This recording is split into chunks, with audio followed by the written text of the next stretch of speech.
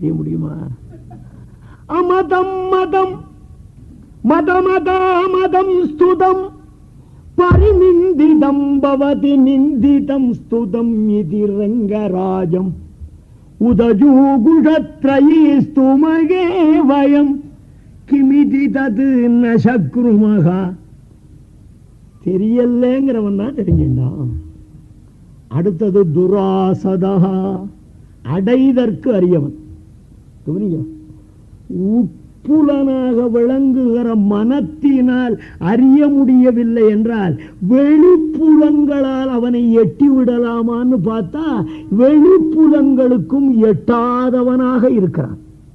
துராசதா. இப்ப மெட்ராஸ்ல இருந்து ஒருத்தன் பாம்பேக்கு போகணும்னா ரயில்ல எத்தனை நாள் பிரயாணம்?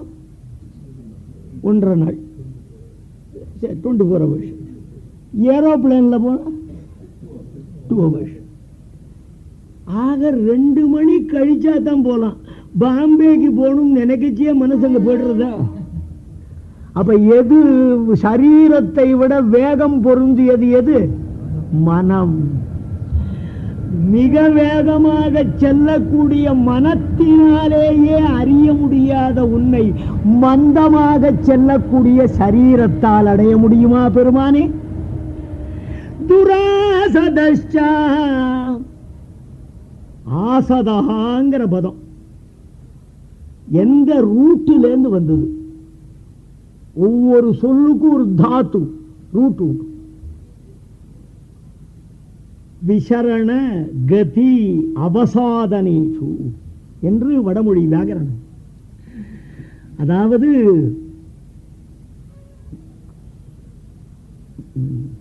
ஆசதஹா அப்படின்னா விசரணம், பொடி பொடி ஆக்கப்படுபவன். கதி, தொலைவில் பிடித்து தள்ளப்படுகிறவன். அவசாதனம், முடித்து ஒழிக்கக்கூடியவன். முன்னாடி வந்து பொடி பொடி ஆக்க முடியாதவன், தூர பிடித்து தள்ள முடியாதவன், ஒழிக்க முடியாதவன். பெருமானே, நீ வாலியை கொன்றுவிட்ட கோபத்தால் உன்னை பொடி பொடியா நொறுக்கி பிள்ளாமான்னு பார்த்தேன். பெரிய பொருளை நொறுக்கலாம், பொடிய எப்படிப்பா நொறுக்கிறது? நீ அனோரணியான் மகதோ மகியான்னு பேசப்பட்டவன் அல்லவா? உன்னை பொடியாக்க முடியாது. அட வேண்டாம், இங்கேந்து அயோத்திக்கு கல்தா கொடுத்து தள்ளிடலாமான்னு பார்த்தேன். எங்கு இருப்பவனை அங்கு தள்ளலாம், எங்கும் இருப்பவனை எப்படி தள்ளுவது? உன்னை தள்ளவும் முடியாது. உன்னை ஒழிச்சுள்ளாமான்னு பார்த்தேன். 60 வயசுல சாகரவனை 20 வயசுல கொல்லலாம், என்றும் இருப்பவனை எப்படி கொல்வது? முண்டகோபரிடத்தை வியாக்கியானம் பண்றாள் இந்த இடத்துல. நித்தியம் விபும் சர்வகதம் சுசூட்சுமம். சுசூட்சுமம், பொடியாக்க முடியாதவன். சர்வகதம், தள்ள முடியாதவன். நித்தியம், சாகடிக்க முடியாதவன். அடுத்தது ஜிதேந்திரியகா, புலன்களை வென்றவன். நன்னா கவனிக்க. பல்லாவரத்துக்கு டெல்லியிலேருந்து ஒரு பையன் வந்திருக்கான், கன்னியாகுமரியிலேருந்து ஒரு பொண்ணு வந்திருக்கான். இவனுக்கு இவளுக்கு சம்பந்தம் கிடையாது. இவன் தென்கோடி, இவள் வள்ளுவன் இருக்கிற இடத்துல இருந்து வந்தவள். அவன் சென்ட்ரல் கவர்மெண்ட்ல இருந்து வந்திருக்கான், டெல்லியில இருந்து. அந்த பொண்ணு இப்படி தெருவில் போயிட்டு இருக்கா. இவனுக்கு தான் அவளை தெரியாத, பேசாத இருக்க வேண்டியதானே. உலகத்திலே தெரிந்தவளோ தெரியாதவளோ அழகான பெண் ஒருத்தி வந்தால் அவளை ஏறிட்டு பார்ப்பது ஆண் மக்களுடைய இயல்பு. ராமா, வாலியினுடைய பத்னியாய் பேரழகியாய் உன் எதிரிலே நிற்கிறேன், என்னை கண்ணெடுத்தும் பாராமல் தரையை பார்க்கிறாயே, நீ அல்லவா ஜிதேந்திரியன்? ஜிதேந்திரியா அப்படி ஒரு அர்த்தம். நமக்கெல்லாம் நாக்கு இருந்தா தான் ருச்சி தெரியும், காது இருந்தா தான் கேட்கும், சொல்ல முடியாது. மூக்கு இருந்தா தான் பொடி போட முடியும். ஆக ஒவ்வொரு இந்திரியம் இருந்தா தான் ஒரு காரியத்தை பண்ண முடியும்.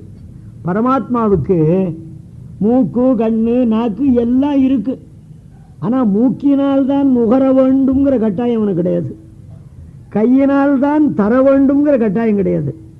காலினால் தான் நடக்க வேண்டும்ங்கிற கட்டாயம் கிடையாது.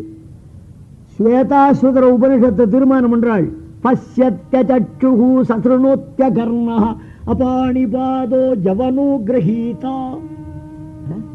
பஷ்யதி அசக்ஷுஹு, கண்ணில்லாமலேயே பார்ப்பான்,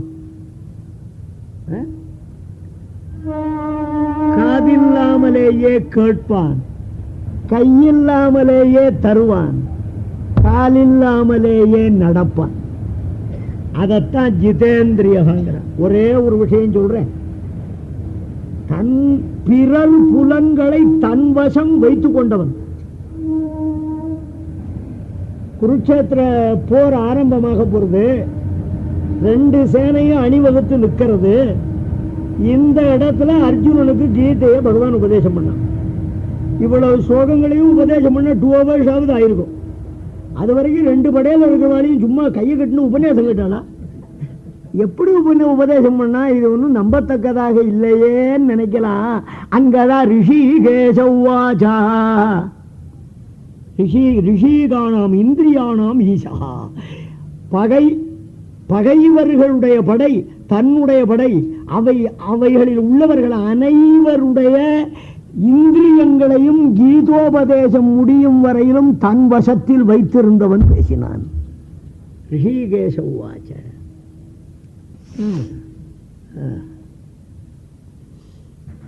ஜிதேந்திரிய பிரபோத சந்திரோதயம்னு ஒரு நாடகம். அதுல சில பேர் வண்டவாளத்தெல்லாம் தார தண்டவாளத்தில் ஏத்துறான். எங்க மாமனாரை பத்தி தெரியுமா உனக்குன்னா? மாமனார் யாரு? இந்திரன். அகல்யாயை ஜாரஹா சுரபதரபூத். தேவேந்திரன் கௌதம பத்னிய வம்ச யோகியதே அப்படித்தான். பிரம்மா என்ன பண்ணா, ஒரு அழகான பொண்ணை படைச்சான். இவளை போய் இன்னொருத்தனை கொடுக்கறதான்னு இவனே கல்யாணம் பண்ணிட்டான். அவன் யோகியதை அது. ஆத்மதனயம் பிரஜாநாதகா. எங்க மாமனார் கேட்கவே, என்னுடைய கணவர் கேட்கவே வேண்டாம், தம்பி மனைவியை புணர்ந்தார். இப்படி ஊரெல்லாம் இப்படி இருக்க, நீ ஒருத்தன் மட்டும் புலனடக்கி நிற்கிறாயே, என்ன ஆச்சரியம் என்பாள் ஜிதேந்திரியா. அப்புறம் உத்தம தார்மிகன்னா இதே டிகிரி வரி பிரிக்கணும். தார்மிகா, அதை விட உயர்ந்தவன் உத்தார்மிகன், அதை விட உயர்ந்தவன் உத்தர தார்மிகன், எல்லாத்தையும் விட உயர்ந்தவன் உத்தம தார்மிகன். தார்மிகன்கிறவன் யாருன்னு கேட்டா, வர்ணாசிரம தர்மங்களை ஒழுங்காக செய்து வருகிறவனிடத்திலே அருள் செய்கிறானே அவனுக்கு தார்மிகன் பேரு. அந்த அளவுக்கு வேண்டாம். தமேவம் வித்வான் அமிர்தைக பவதி நான்ய பந்தா அயனாய வித்யதே யஜ்ஞேன யஜ்ஞமயஜந்த தேவாः தானி தர்மாணி பிரதமான்யாசம் தேஹ நாகம் மகிமானஸ் சசந்தே யத்ர பூர்வே சாத்யா சந்தி தேவா என்று வேதம் ஓதிருக்கு. வர்ணாசிரம தர்மானுஷ்டானங்கிறது கர்மயோகம். கர்மயோகம் பண்ணினவனுக்கு அருள் புரியறவனுக்கு தார்மிகன்னு பேரு. பக்தி யோகம் பண்ணினவன்கிட்ட அருள் புரியறானே அவன் உத்தார்மிகன். அதுவும் வேண்டாம், சரணாகதி பண்ணிவிட்டா அவள்கிட்ட கருணை கூறுகிறானே அவன் உத்தர தார்மிகன். எதுவுமே வேண்டாம், குருவினுடைய திருவடிகளிலே அன்பு செலுத்துபவனை அருள் பாலிக்கிறானே அவன் உத்தம தார்மிகன். வர்ணாசிரம தர்மங்களை அனுஷ்டித்த விஸ்வாமித்திர வசிஷ்டாதிகளுக்கு அனுகிரகம் பண்ணின ராமன் தார்மிகன். பக்தியினாலே பகவானை பணிந்த அனுமனுக்கு அருள் பண்ணினாலே உத்தார்மிகன். சரணாகதர்களான விபீஷணாதிகளுக்கு அனுகிரகம் பண்ணினபடியினாலே உத்தர தார்மிகன். ஆச்சாரியனுடைய திருவடியை தவிர வேறு அறியாதிருந்த சபரிக்கு அனுகிரகம் பண்ணினானே உத்தம தார்மிகஸ்ச. அதுக்கு மேலே அச்சைய கீர்த்திச்ச. நம்ம புகழ்லாம் சுவாமியை போல உண்டா? என்ன ஈவு என்ன இறக்கம் அப்படின்னு ஊர் பூரா சொல்லுவான். ஒருத்தன் ஒரு தெருவில் ஒரு ஆத்துக்குள்ள நுழைஞ்சிட்டு தினம் வருவான். அப்படி வரச்சே அந்த மூலையில் 4 பேர் நின்று என்ன அங்கே போயிட்டு வரேன், என்ன தர்மாத்மா, என்ன வள்ளல், என்ன புண்ணியமா, நான் போவேன் 10 ரூபாய் தூக்கி கொடுப்பது தினம். ஒரு நாள் இந்த பிராமணன் கோபத்தோட வந்தான். அவன் கிடங்க கருதல போய் இன்னைக்கு 10 ரூபாய் இல்லைன்னுடான். இவன் புகழ் தீர்ந்து போச்சா? அது வரைக்கும் தான். ஆனா பகவானுடைய புகழ் பூநிலாய வைந்துமாய் புனல் கண்ணின்றுமாய் தீநிலாய 3 சிறந்த காலி 2 மீனிலாயதொன்றுமாகி வாறு வாறு தன்மையாய் நீனிலாய வண்ணனின் யார் நினைக்க வல்லரே என்றார் திருமலை சேர்க்கிறான் சந்த விருத்தத்தில். அழியா புகழாளம். விசட்சணம்னா கெட்டிக்காரன்னா. என்ன கெட்டிக்காரன் ராமனுக்கு? சுக்ரீவனுக்கும் வாலிக்கும் வேற்றுமை தெரியலன்னு சுக்ரீவங்கத்துல மாலையை கட்டி அனுப்பினானே. ஏகாரி மைத்ரின்னா. ராமன் யாரோட கூட்டி சேர்ந்தான்? வாலியோட சேரல, சுக்ரீவனோட. ஏன்னா வாலி ராவணனுக்கு நண்பன். ராவணனுக்கு சுக்ரீவனும் சத்ரு, ராமனுக்கு ராவணன் சத்ரு. 2 பேருக்கும் ஒரே சத்ரு. அதனால இவனோட கூட்டணி சேரு. அரசியல் இப்படி இருக்கணும். கிதிட்சமவன். பொதுவா ராஜாக்கள் எதிரியை அழிச்சுட்டாள்னா எதிரிகளுடைய பிள்ளை முதலானவர்களையும் அடியோடு அழித்து விடுவார்கள். கலைக்கப்படாது. பெருமானே, வாலியை அழித்த பிறகு சத்ருவான அங்கதன் எதிரே நிற்கும் பொழுதும் அவனை கொல்லாமல் கருணை பாராட்டி நிற்கிறீரே, பொறுமையில் பூமியை விஞ்சியவர் அல்லவா நீர் என்றெல்லாம் சொல்றார். அதுக்கப்புறம் வாலிக்கு உத்தர கிரியைகள்லாம் நடக்கிறது. எல்லாம் முடிஞ்ச உடனே லட்சுமணனை கூட்டார் பெருமாள். சுக்ரீவனுக்கு பட்டாபிஷேகம் பண்ணி வை. ஆகி வந்த கை, ஆவி வந்த கைமா. ஆவி கையில வருமா? ஆகி வந்த கை. சில சமாச்சாரங்கள்லாம் சொல்ல தெரியாத.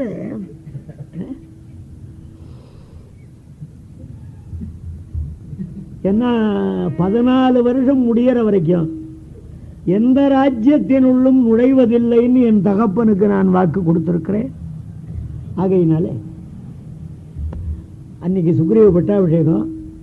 காத்தால சூரியன் உதிச்சானான். அன்னைக்கு தான் உதிச்சானா, தினம்தான் உதிக்கிறான். இருந்தாலும் அங்க கம்பனுடைய அந்த நயத்தை பாருங்க. புதல்வன் பொன்மகுடம் பொறுத்தல முதல்வன் பேருவகைக்கு முந்துவான் உதவும் பூமகள் சேர ஒன்மலர் கதவம் தன் செய்ய கரத்தின் நீக்கினான். இன்னைக்கு பட்டாபிஷேகம் ஆருக்கு? ஆரோட பிள்ளைக்கு? சூரியபுத்திரன். தம் பிள்ளைக்கு பட்டாபிஷேகம். ராஜாவாயிட்டா போருமா? நிறைய பணம் இருந்தா தானே குடிமக்களை ஒழுங்கா காப்பாற்ற முடியும். வாலி கஜானாவையே காலி பண்ணிட்டு வெறும் ராஜ்யத்தை கொடுத்துருக்கான். தம் பிள்ளைக்கு செல்வம் வேணுமேன்னு நினைச்சா நான் சுக்ரீவன். சூரியன் செல்வத்தை தருகிறவளாரு மகாலட்சுமி. அவ எங்க வாசம் பண்றா? தாமரை பூல. அது இரவுல கதவு மூடின்னு இருக்கு இதழ். இவன் கை கிரணங்களாகிற கைகளால் கமல மலரினுடைய இதழ்களாகிற கதவை திறந்து திருமாமகளை கிஷ்கிந்தையிலே நுழைய விட்டு கொண்டே சூரியன் தோன்றினான். என்ன கற்பனை! பட்டாபிஷேகம் சுக்ரீவன் வந்தான். பெருமாளே, இப்பொழுதே சீதையை தேட கிளம்புகிறேன். மழை காலத்துல ராஜாக்கள் எந்த காரியத்திலையும் இறங்கப்படாது. இன்னும் 4 months நீ இஷ்டப்படி இரு. 4வது மாதம் கடந்த உடனே வந்து விடணும். அவ்வளவுதான். காஞ்ச மாடு கம்பள பாஞ்சாப்புல சுக்ரீவன் உள்ள போனவன் தான். இஷ்டப்படி ஆயின்றிருக்கு. மழை காலத்தில் பெருமாள் பிரஷ்னவனகிரியிலே தங்கி புலம்புகிறார். டயம் தாண்டி போச்சு. சொன்னா சுக்ரீவன் நம்மை அவமதித்து விட்டான், நம்மிடம் பெற்ற உதவியை மறந்து விட்டான். அண்ணா, நான் அன்றே சொன்னேன் சுக்ரீவனை நம்ப வேண்டாம் என்று. இப்பவும் மோசமில்லை, இப்பவே போய் கொன்று வருகிறேன். தம்பி, சரணாகதனை கொல்லுவதை விட பெரும் பாவம் எதுவும் இல்லை. சுக்ரீவனை வாலின்னு நினைச்சியா? அவனை கொல்ல வேண்டாம், கொல்றேன்னு சொன்னாலே போதும். அவங்கிட்ட போய் ஒன்னே ஒன்னு சொல்லு, நச்ச சங்குச்சித பந்தாக ஏன வாலி ஹதோகதா. வாலி எந்த வழியா போனானோ அந்த கதவு இன்னும் மூடலன்னு சொல்லு. லட்சுமணன் கோபமா வரான், அங்கதனை பார்க்கிறான். அங்கதன் விஷயத்தை போய் சுக்ரீவன் தெரிவிக்கிறான். அவன் கள்மயக்கம் தெரிகிறான். பெருமானால் யான் பெற்ற பேருதவி யார் பெறப்போகிறார்கள்? அதை நரவுண்டு மறந்தேன் காண நாணுவன் மைந்த என்றான். விஷம் இருக்கு பாருங்க, அதையும் ஒரு கலையம் கள்ளி வச்சா எது சிறந்தது? விஷம்தான். அது கொல்லும், அவ்வளவுதான். இது கொல்லும், நரகையும் நல்கும். எது? Quarter of full. சாப்பிட்டோன்னே ஒரு மயக்கம் வருது பாருங்க, பிராந்தி. அதனாலதான் அதுக்கு பிராண்டின்னு பேர் வச்சான். பிராந்தி, மயக்கம், வடமொழி சொல்லுது. அப்படி சாப்பிட்டோன்னே எங்க ஊர்ல பார்த்துட்டு இருக்கேன், இந்த கிழக்கு கம்மனுக்கும் நகர்றாமா, அது நகருமா? சொல்லி பார்த்தேன், கேட்கல. நாளைக்குள்ள நகர்ந்துரும். சுவாமி என்ன போட்டுன்னு வந்திருக்கிற? புரியுறதா? ஐயோ, இலக்குவனை எப்படி நான் என்னுடைய கண்களால் காண்பேன்கிற போது, வாலி பத்னியான தாரை, நீ கவலர்க்க, நான் சென்று சமாதானப்படுத்துகிறேன் அப்படின்னு தாரை வருகிறாள். வால்மீகி ஒரு டைப்பா சொன்னார், கம்பன் வேற டைப்பா சொல்றான். சாப்ரஸ்கலந்தி மதவிஹ்வலாட்சி பிரலம்பகஞ்சி குணஹே மருத்ரா சலட்சண லக்ஷ்மண சன்னிபாதம் ஜகாமதரா நமிதங்க எஷ்டி. எப்படி வராளாம்? கள்ள குடிச்ச காய் விழும், வாய் புலம்புறது. குடிச்ச கள்ளுலாம் கண்ணுல ஏறு இருக்கு, ஜிபு ஜிபு ஜிபு ஜிபு. அரஞ்சான் கயிறு வெளியில தெரியற அளவுக்கு புடவை இறங்கி இருக்கு. அதை காட்டினா தான் பெண்மையே உண்டுன்னு இப்ப ஒத்துப்பான். அந்த நாள் அதை மூடினா தான் பெண்மை சொல்றா. நமக்கு என்ன தெரியும்? அப்படி வர வால்மீகிக்கு என்ன கொழுப்பு! சலட்சணா, பெண்மைக்குரிய இலக்கணத்தோடு வந்தாள்னா. இப்படி வருவதுதான் இலக்கணமா? அதைத்தான் கம்பன் பிடிச்சிருந்தா விதவைக்குரிய இலக்கணம். மங்களாணியை நீக்கி மணியணி துறந்து வாசக்கொங்கலர் கோதை மாற்றி குங்குமம் சாந்தம் கொட்ட பொங்குவம் முலைகள் பூக கழுத்தொடு மறைய போர்த்த நங்கையை கண்டவள்ளல் நயனங்கள் பனிப்பனைந்தன். கணவன் இல்லாதபடினாலும் மங்களமான ஆபரணங்கள்லாம் திருமேனியில இல்லை, குங்குமம் இல்லை, சாந்து இல்லை, பூவில்லை. புரியுறதா? அயல் ஆடவன் எதிரே போகிறோம், நம்முடைய உடம்பின் உறுப்புகளை அவன் பார்த்து விடலாகாதுன்னு மேலாடையாலே தன் மார்பை, என்ன பார்த்தேன்னா தாரைய தெரியும். அதனாலதான் 18 முழம் கட்டணும்னு சொல்லிருக்கு. கட்டினாத்தான் இப்படி இருக்க முடியும். 12 முழம் கட்டினா ஒரு பக்கமா தான் இருக்கும். இதுதான் நான் சொன்னேன்னு நாளைக்கு எல்லாரும் கட்டின்னு வந்துட போறேளா? ஏதோ இதையாவது கட்டிட்டு வரையல. புரியுறதா? மடிசார் கட்டாத இருக்கப்படாது. அவ்வளவுதான். இந்த பாழும் பிராமணன் அடுத்த வருஷம் கூப்பிடாதேம்மா.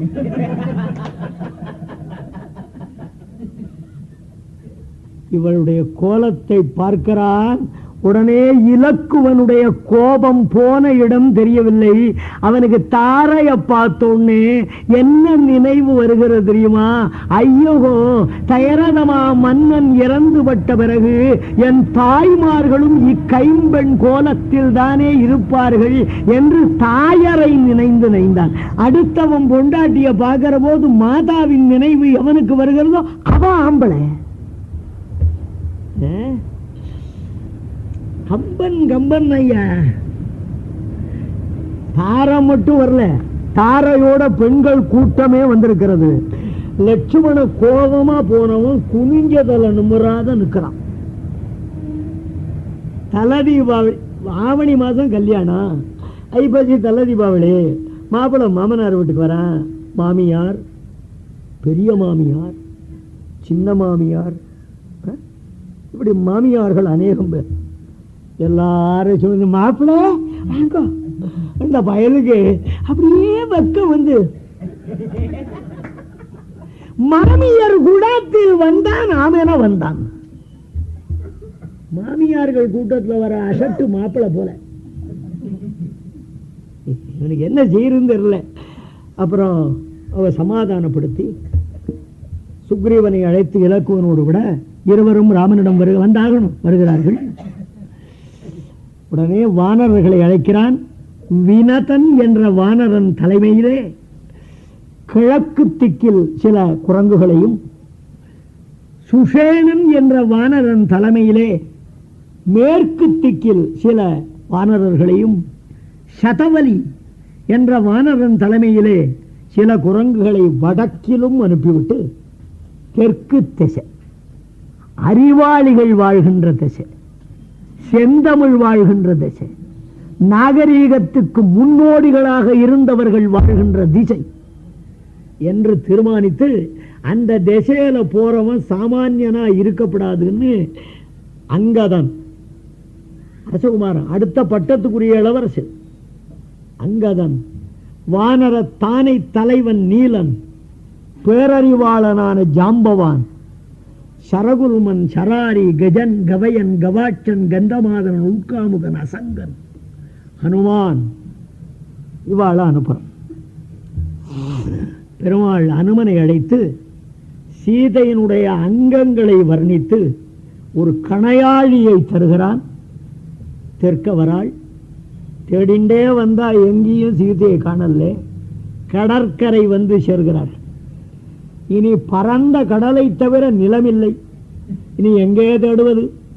சீதையை காணவில்லை என்று போய் சொன்னால் சுக்ரீவன் நம்மை கொன்று விடுவான். ஆகையால் எல்லாரும் நிஜமான உண்ணாவிரதம் இருந்து உயிரை விடுவோம்னு தீர்மானிச்ச. ஜடாயுவனுடைய சகோதரன் சம்பாதி என்ற கழுதரசன் வந்தான். சீதா பிராட்டி இந்த கடல் 100 யோஜனை கடந்தால் இலங்கையிலே அசோகவனத்திலே உழல், யாராவது சென்றால் கண்டு வரலாம்னு சொல்றான். சம்பாதி வந்தா சீதையை சம்பாதிக்க போகிறார்கள். உடனே இந்த உண்ணாவிரத நோன்பெடுத்த வானராள்லாம் எழுந்திருக்கிறாள். அங்கதான் கேட்கிறான், 100 யோஜனை தாண்ட வல்லவர் யாருன்னா? கஜன் எழுந்தான், நான் 10 யோஜனை தாண்டுவேன். யாரு கேட்டா? பரிசியா சொன்னா ஜாம்பவான், கரடி அரசன், கிழவன், பெருமாள் உலகளந்த காலத்திலிருந்து இருப்பவன். சொன்னா என்னால இப்ப 90 யோஜனை தாண்ட முடியும்னா கிழவன். இளைஞன்லாம் 10 யோஜனை. கிழவனுக்கு இருக்கிற ஆத்ம பலம் இளைஞனுக்கு ஏதியா? கிழவன் சாதாரண நினைச்சு என்ன மோதி பார்த்தேன்னா எப்படி தெரியாது? சும்மா சவுர்ல மோதின மாதிரி இருக்கும். பார்க்கலாமா? பாருங்க, நான் சௌரோரமா நிற்கிறேன். அப்படி கொஞ்சம் நகர்ந்தால் போறோம்.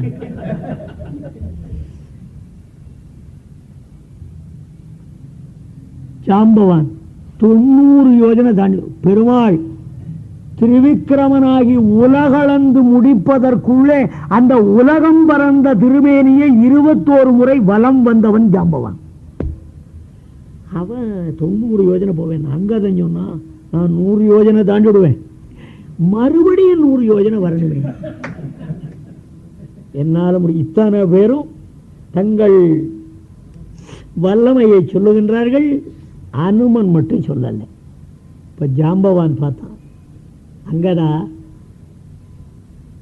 கையில் வெண்ணெய் இருக்க நெய்க்கு அலையலாமா அப்படின்னா அனுமான் கிட்ட வந்த, அனுமனே உன்னுடைய வரலாறு உனக்கு தெரியாது, நான் சொல்கிறேன் கேள்.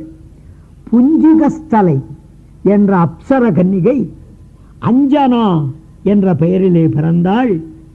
அவளை கேசரி என்ற வானரன் மணந்தான்.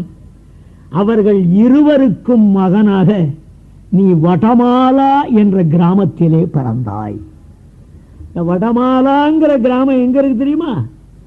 திருப்பதியில சந்திரகிரி போற வழியில இருக்கு.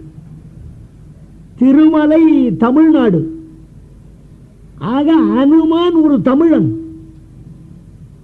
வடமாலா என்ற கஷேத்திரத்தில் பிறந்தவன் ஆனபடியினால் இல்லைன்னா இவ்வளவு கூர்ந்த அறிவு அவனுக்கு வந்திருக்காது. தமிழனானபடியினால் தான் அந்த அறிவு இருக்கு. அதனால்தான் தமிழன் அனுமான போலவே இருக்கான். அறிவுல சொல்றேன், புரியுறதா? வடமாலாங்கிற ஊர்ல பிறந்தா அவனுக்கு வடமாலை சாத்துறதுன்னு தீர்மானிச்சுட்டாங்க. எங்க சொல்லி இருக்குன்னு தெரியல, ஆனா நான் ஆட்சேபம் பண்றதில்லை, ஏன்னா மாலையில உன்னை அலைஞ்சி நமக்கும் தருவான். அதனால வடமாலா என்ற கஷேத்திரத்திலே பிறந்தான். குழந்தாய், நீ பிறந்த 7ஆம் நாள் உன் தாய் விடியலிலே உன்னை தொட்டிலில் உறங்க வைத்து பொன்முகலி ஆற்றிலே நீராடப் போயிருந்தாள். அப்பொழுது சூரியோதயம் ஆயிற்று. அஞ்சனேயா, நீ ஏதோ பழம் பழுத்திருக்கிறது என்று கருதி பிறந்த 7ஆம் நாளிலே ஆகாசத்தில் தாவி சூரியனை கையில் பிடித்து விட்டாய். சூரியன் அஞ்சினான், இந்திரனிடம் ஓடினான். இந்திரன் வஜ்ராயுதத்தால் உன்னுடைய வலது முகரையிலே அடித்தான். இந்த வேகத்தால் மகாமேரு மலையிலே இடது முகரை மோத விழுந்தாய். பச்சிரத்தின் அடியால் வலது முகரையும் மலை மேல் மோதியதால் இடது முகரையும் நீண்டு போயிற்று. அதனால் உனக்கு ஹனுமான், முகரை நீண்டவன் என்ற பெயர் வந்தது. உடனே வாயு என் மகனை இந்திரன் அடிப்பதான்னு ஸ்ட்ரைக் பண்ண. வாயு ஸ்ட்ரைக் பண்ணிட்டான்னு வாழ முடியுமா? உலகமே சவக்காடாகும் போல் இருந்தது.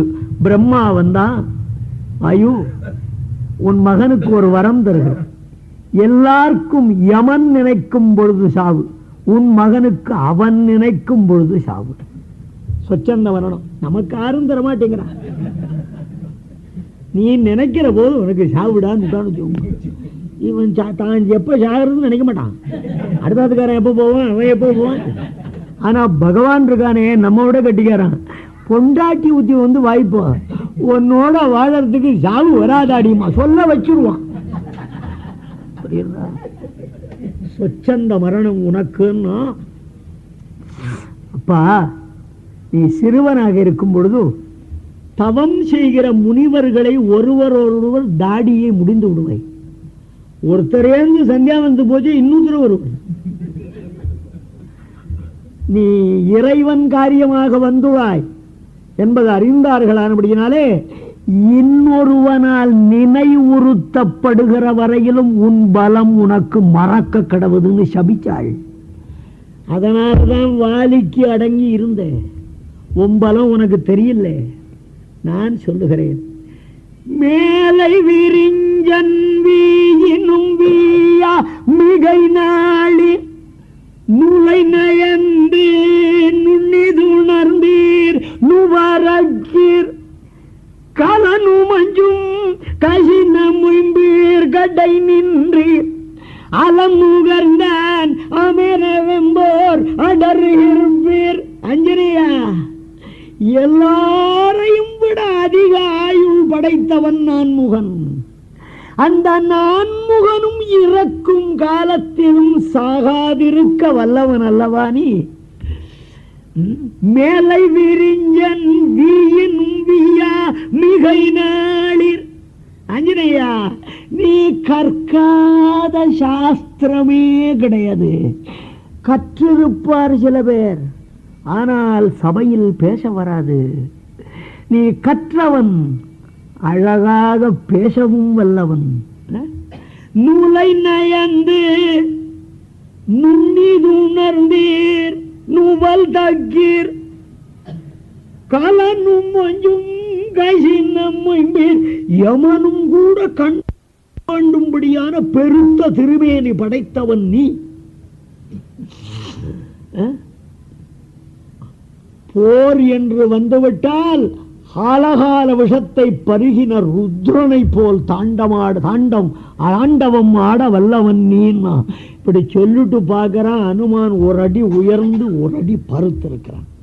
விடப்படாதுன்னா வெப்புரு சந்தி நிர்வழியாலும் விழியாது செப்புரு தெய்வ பல்வடையானும் சிதையாது ஒப்புரின் ஒப்பார் மலதில்லின் ஒரு காலே குப்புரின் தப்புறமையும் குதிகொள்வீர். என்ன அருமையா பேசுறான். 13 பாட்டு. பஞ்சபூதங்களாலும் உனக்கு அழிவு செய்ய முடியாது. எந்த தேவர்களுடைய ஆயுதங்களாலும் உன்னை அழிக்க முடியாது. அனுமனுக்கு ஒப்பானவன் ஒருவன் இருக்கிறானா என்று ஆராய்ந்து பார்த்தால் ஒருவன் தான் கிடைப்பான். 6 அனுமன் தான். ஒப்புரின் ஒப்பார் நும்மலதில்லிர். அனுமான் ஆற போல இருக்கான்னா அனுமான போல இருக்கான். அவ்வளவுதான் சொல்லலாம், வேற ஒப்பு கிடையாதுரா. ஆஞ்சநேயா, நீ ஒரே ஒரு தடவை மூச்சை பிடிச்சி ஜம்ப் பண்ணியானா இந்த 100 யோஜனை என்னடா அண்டத்து அப்புறமேயும் குதிகொள்வீர். பார்க்கறான், கண்ணெல்லாம் மஞ்சள் நிறமா அப்படி கம்பீரமா ஆயிட்டான். மெருகிரிக்கும் மிதுர நிற்கும் பெருமையீர் மறி துளிக்கும் தரையெடுக்கும் வரவல்லீர் பறையெடுக்கும் நோன்மை வளத்தீர் பழியத்தீர் சூரியனை சென்றுங்கையகத்து படவல்லீர். ஆஞ்சநேயா, நீ நினைத்தால் மேருமலையை மறைக்கக்கூடிய அளவுக்கு உன் திருமேனியை பெரிதாக்கவும் வல்லை. மழை பெய்கிறதே, அந்த மழை துளியின் உள்ளே புகுந்து வெளியே வரும் அளவுக்கு உன் திருமேனியை சுருக்கவும் வல்ல.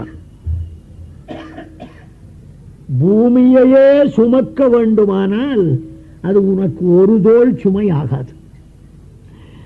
ஐயா, நைஷ்டிக பிரம்மச்சாரியே, இதுவரைக்கு எவங்கையிலையும் ஆப்படாத உதயசூரியன் பிரம்மச்சாரியே உங்கையில் ஆட்டுட்டான். புரியுறதா? நீ பண்ணின வாஜபேய யாகங்கள் அவ்வளவுதான். சூரியனை சென்று உங்கையகத்து தொடவல்லி அப்படின்னு அனுமனே பிரமாதமாக புகழ்கிறான். அனுமன் எழுகிறான்.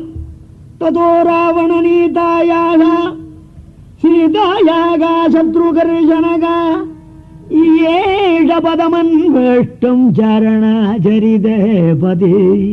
சுந்தரகாண்டத்தை தொடங்குறான். ராமனுடைய பால்யத்தில் நடந்த கதையை சொல்றதுக்கு என்ன பேரு? அயோத்தியில் நடந்த நிகழ்ச்சிகளை கூறுகிற சாப்டருக்கு என்ன பேரு? கானகத்திலே நடந்த கதையை கலர வந்த காண்டத்துக்கு என்ன பெயர்?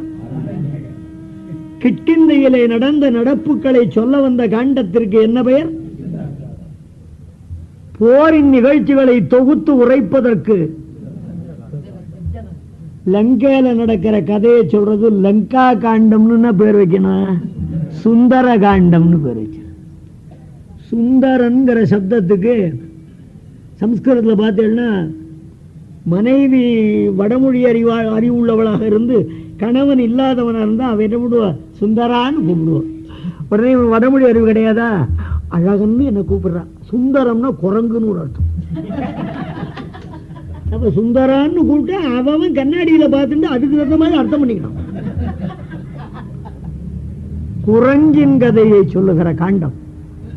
இந்த சுந்தர காண்டத்தை ஹனுமான் ராவணனாலே கவர்ந்து செல்லப்பட்டவளான சீதையை தேடுவதற்காக சித்த சாரண கந்தர்வர்கள் உலாவுகின்ற ஆகாய மார்க்கத்திலே கிளம்ப வேண்டும் என்று எண்ணி அப்படி கையை தூக்குறான் 9:15.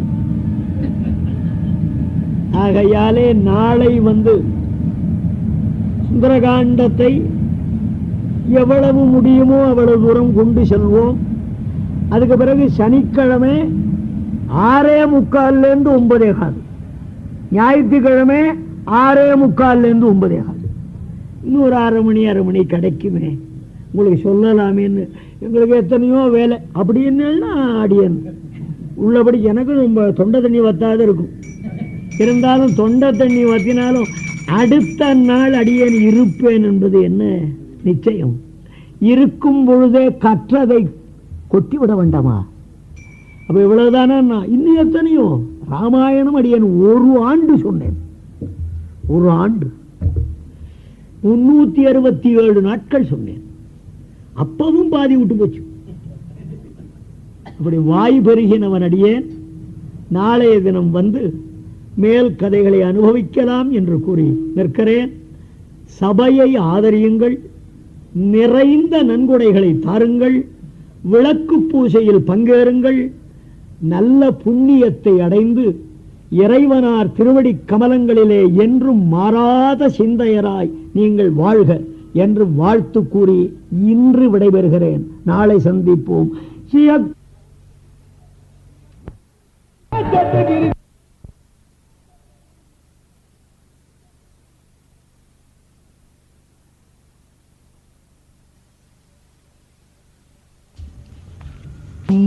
தசரதாத்மஜமப்ரமேயம் சீதாபதிம்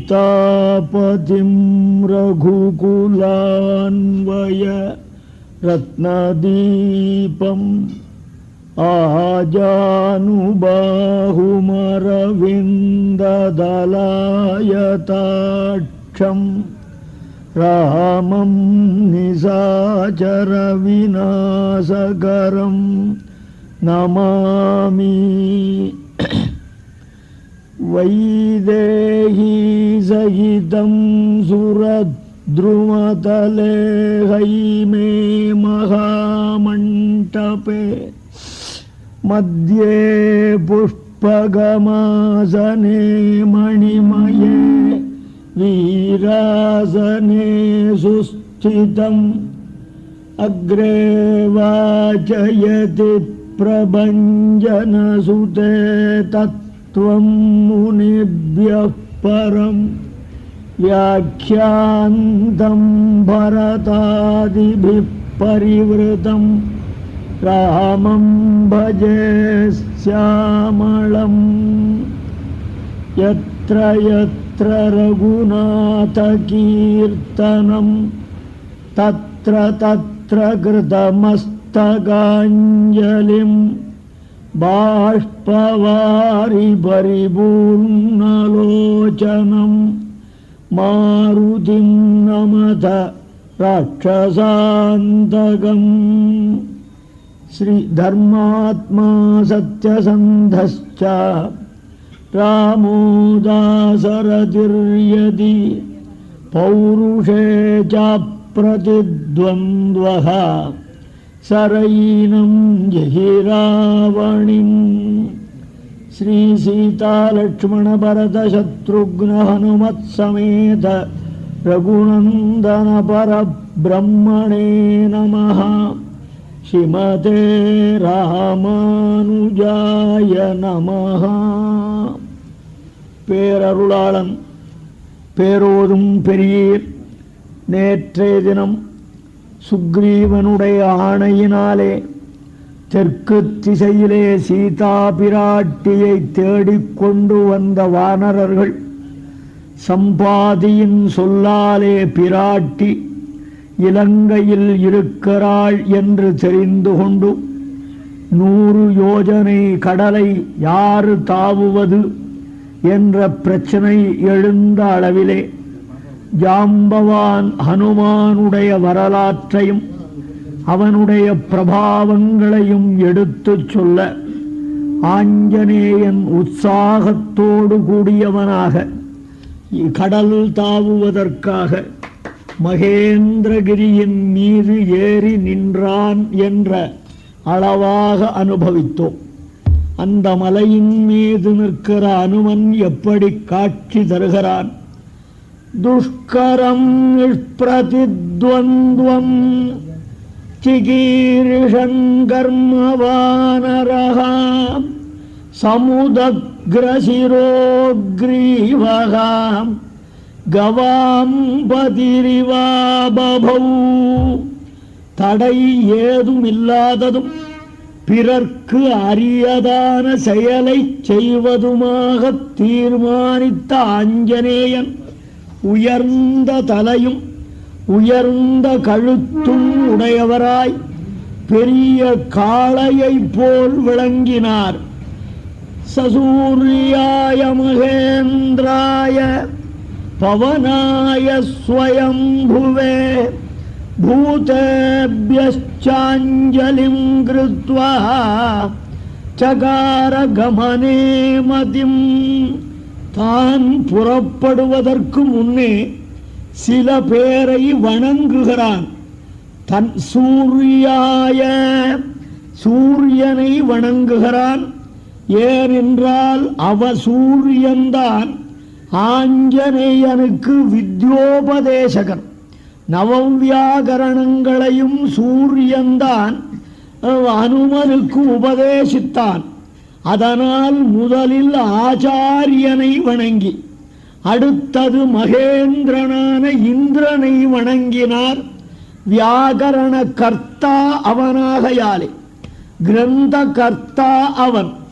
அடுத்தது பவனாயா தனக்கு சரீரத்தை தந்தருளினவனான தகப்பனான வாயு பகவான்.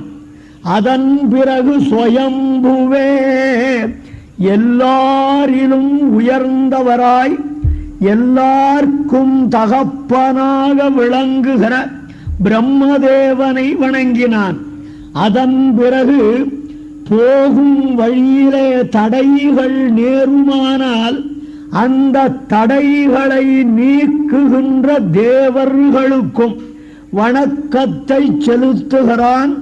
அந்த மலை மீது ஹனுமான் வளர்கிறான். பேருரு கொண்டு நிற்கிறான். பேருரு கொண்ட அனுமனை பார்த்து தேவர்கள் புகழ்கின்றார்கள். காசமிடி தலை வலிகள் ஈருள் குலை வலி பொறுமல் காது வலி நயன வலி வெப்புக்கள் மாறவும் காடுபடு கரடி புலியாளி அடலரி நரிகள் காடி விடம் ஒழுகு பக்கிட்டு மீளவும் காளி முயலகனிருடி கூழி குரளிகள் அலகை காணும் உணமழுகு கதறி கத்தியோடவும் காரி கதிர் மதிபுதன் வியாழன் முதலிவர்கள் சுபகால பலன் உதவி ரட்சித்து வாழவும் வீசுரத கஜ துரக சேனையொடு களறி மிசை வேண வருமலர் முடியை வெட்டி கயாரவும் வேலை மிசை மலையின் மிசை ஞால மிசை ககன மிசை மேரு முதல் உலவி வரும் சித்துக்கள் கூடவும் வேதகலை மிருதிகலை ஞானகலை மனுகலை வியாகரண கலைகள் கற்றுச் சொல்பாடவும் மேலமரர் குலமுனி ஒரு குலமுனி அதிதியடு வேள்வி ஜபதப முறை வளர்த்து குலாவவும் நீச்ச நிருதர்கள் தமது வாசமனை வியர் வயிறு நீருபட பதை தொக்கவாடவும் நேடியுரை பல புவன கோடிகளும் உனதடியின் நீழலிடை வளர்துமென மெய்ப்பத்தி கூறவும் நேமி மலை, பருதி மலை, மேருமலை, இமயமலை, நீலமலை முதல் மலைகள் நெட்டிட்டு வீரவும் நீ அதிகன் என வினவி வாயு மகபதி புகழை நேருமறு திசையமரர் ஒத்துக்கை பேசவும் ஆசகலும் அறமகளிர் சாமரைகள் வீசு முனை திகழ மகுடப்பத்தி வீசிட ஆடவர்கள் பரவ விளையாடல் புரிபவனை ஆடவர்கள் பரவ விளையாடல் புரிபவனை எனையாளும் ஒரு தனி முதலை வெற்றி பிரதாபனை ஆசைகளை உதறிவிடும் தேசிகனை அழகு திரிலோச்சனனை